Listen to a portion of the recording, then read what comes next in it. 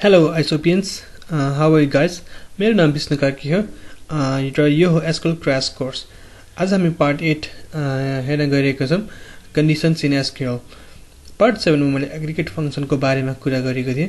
यदि तपाईहरुलाई त्यस भिडियोमा केही कमेन्ट क्वेशन्सहरु छ भने प्लिज कमेन्ट गरिदिनु होला. I will reply you in the comment section. और तपाईहरुलाई अरु केही क्वेशन्स छ भने ISOP को अफिसियल पेजमा गएर पनि क्वेशन सोध्न सक्नुहुन्छ और एप डाउनलोड गरेर एपबाट पनि सोध्न सक्नुहुन्छ. सुरु गरौँ आजको कन्डिसन्स इन SQL. त्यो कन्डिसन इन SQL सुरु गर्नु भन्दा पहिला म केही डेटाहरु इन्सर्ट गर्न चाहन्छु यो टेबलको लागि TBL अपोइन्टमेन्ट भनेर. मसँग केही इन्सर्ट स्टेटमेन्टहरु अलरेडी छ. त्यसलाई यहाँनिर युज गर्न गइरहेको छु. यहाँ देख्न सक्नुहुन्छ मैले दुईटा इन्सर्ट गर्न खोजे, दुईटा डेटा इन्सर्ट गर्न खोजे र एउटामा मैले डेटा बर्थ नल राखिरहेको छु. यसको मतलब यो नल भन्नुको मतलब चाहिँ यो कम्प्लिटली void हो, कम्प्लिटली ब्ल्याङ्क, यसमा केही पनि छैन, not even a empty string.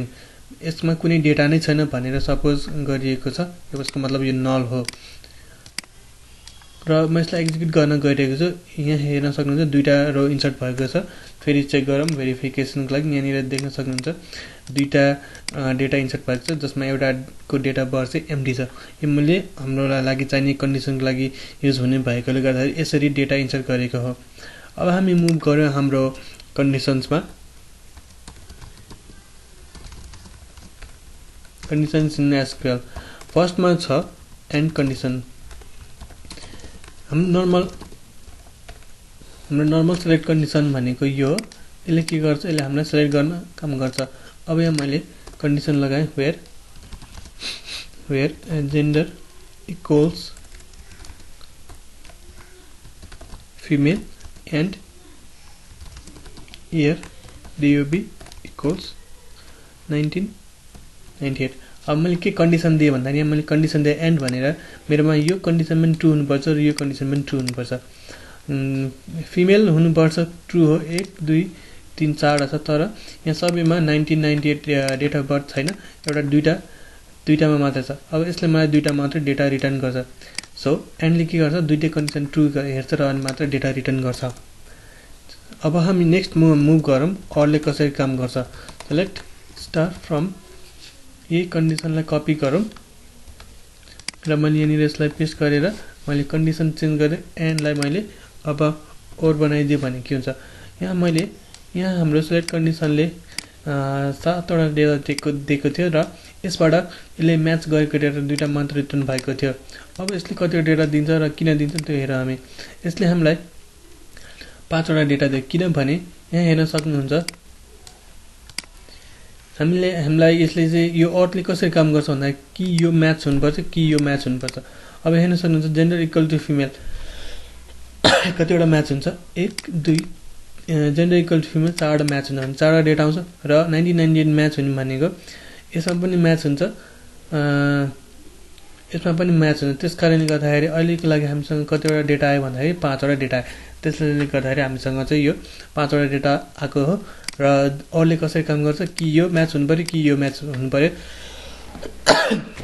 यो दुईटामा जुन एउटा म्याच भए पनि हाम्रो लागि डेटा आउने गर्दछ. तर एन्डको लागि चाहिँ हाम्रो यो पनि मिल्नुपर्छ यो कन्डिसन र यो पनि मिल्नुपर्दछ. एन्डमा जतिवटा छ सबै कन्डिसन मिल्नु पर्दछ. अब हाम्रो थर्ड भनेको लाइक. हामीले लाइक कसरी युज गर्न सकिन्छ त्यो हेर्दै जाउँ. म यो सिलेक्ट कमान्ड जस्ट कपी गर्छु र रन गर्छु. यहाँ हेर्न सक्नुहुन्छ हामीले यसले सबै डेटा लिएर आइरहेका छौँ. अब मैले condition where full name like गरेर अब मैले के गर्न गइरहेको छु भन्दाखेरि फुल नेम लाइक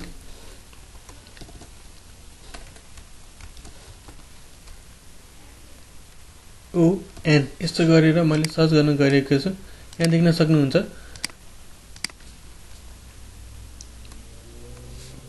पर्सेन्टेज. यहाँ देख्न सक्नुहुन्छ ON जसकोमा आउँछ नेममा फुल नेममा त्यो सबैको डेटाहरु चाहिँ यहाँनिर आइरहेको जस्तै रनी माइकल र जुलिया सबैको ON कतै न कतै छ. त्यही कारणले गर्दाखेरि चाहिँ यो नेमहरु आइरहेको छ. हामीले लाइकलाई चाहिँ वाइल्ड कार्ड को लागि पनि युज गर्न सक्छौँ. वाइल्ड कार्ड भनेको हाम्रो म्याचिङको केसमा. जस्तै अब हामीलाई जुलिया मात्रै हामीले फर्स्टबाट स्टार्टिङबाट हेर्न खोज्यौँ भने चाहिँ अब हामीले यसलाई यस्तै गरेर दिन सक्दछौँ. भन्छ यसले चाहिँ फर्स्टकोबाट स्टार्ट गर्दै जान्छ र त्यसबाट म्याच गर्नु तर अघि नै के छ भने बिचबाट म्याच गर्नु भएकोले गर्दाखेरि चाहिँ पर्सेन्टेजको बिचमा मात्र हाम्रो कन्डिसन राखेको चाहिँ हामीले त्यो पत्ता लगाउन पनि भ्यालु राखेको थियौं ओएन र यसको केसमा चाहिँ अब हामीले तीनटा पत्ता लगाएको थियौं सो यो त भयो हाम्रो लाइकको वाइल्ड कार्डको बारेमा त्यसपछि आउँछ अब हाम्रो in and not in same केसको लागि अब हामी यहाँनिर सेलेक्टलाई कपी गरौँ र पेस्ट गरौँ यहाँ देख्न सक्नुहुन्छ अब मैले यो इन र नट इन चाहिँ डेटा बर्थमा युज गर्न गइरहेको छु अब मैले वेयर इयर डीओबी इन भनेर अब मैले यहाँनिर दिए 1995 र 1993 यो दुईटाको मात्रै डेट अफ बर्थ भएकोहरुको डेटा सिलेक्ट गर्नु पर्यो हामीलाई 7 वटा आइरहेको थियो अब यसले कतिवटा दिन्छ 3 वटा दिन्छ जसकोमा चाहिँ कि त 95 छ 93 यो 1995 र 1993 इयर डेट अफ बर्थ भएको मात्रै यसले चाहिँ हामीलाई दिन्छ अब सेम केसमा चाहिँ नट इन गर्यो भने चाहिँ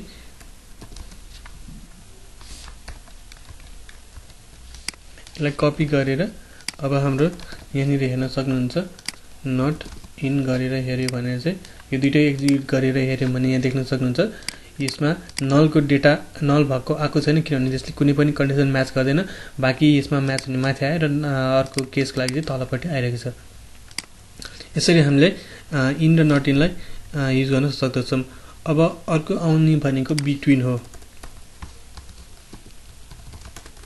यो फर्स्टको यो कपी गरौँ यसलाई एक्जिक्युट गरेर हेरौँ अब हामीले युज गर्न खोजेको बिट्विन हो वेयर here dob बिट्विनले बिट्विन दुईटा भ्यालुको डेटाहरुको सबै लिएर आउने काम गर्छ अब यसमा मैले गरे 1993 देखि एन्ड 1999 सम्मको सबै डेटाहरु लिएर आइछ भनेर यस्तो कन्डिसन दिए अब यसले 1993 र 1999 को डेट अफ बर्थ इयर सँग म्याच गर्ने डेट अफ बर्थ जुन छ डेट अफ बर्थ को इयर सँग म्याच गर्ने जुन छ त्यो सबै लिएर आउँछ एक्जिक्युट गरियो भने यसले मलाई कतिवटा दियो 6 वटा डेटा दियो एउटा किन दिएन एउटा दिएन बिकज यसमा नल थियो अब यसमा मैले 1993 लाई एक्सक्लुड गर्नको लागि चाहिँ 1994 भनेर बनाइदिए भने अब यसले मलाई 1994 देखि 1995 सम्मको मात्र अथवा 1997 सम्मको मात्र डेटा दियो भने यसले मलाई कतिवटा दियो दुईटा दियो यसमा चाहिँ 95 छ यसमा पनि 95 छ दुईटै म्याच भयो यो बिचमा परेको भएर त्यही भएर चाहिँ त्यो डेटा चाहिँ बिट्विनले दिने गर्दछ अब त्यसपछि आउँछ null and not null same कन्डिसनको लागि मैले यही सिलेक्ट युज गरे र यहाँ हेर्न खोजिरहेको छु हम सबै डेटा आइरहेको छ अब मलाई त्यस्तो डेटा चाहियो जसको भ्यालु चाहिँ नल छ त्यो मात्र चाहियो वेयर dob is null अब जसको dob नल छ त्यो डेटाहरु मात्र लिएर आइछ भनेर मैले भन्न गइरहेको छु त्यसले मलाई एउटा मात्र डेटा दियो अब बाकी अब यसमा यसको अर्को कन्डिसन भनेको चाहिँ not null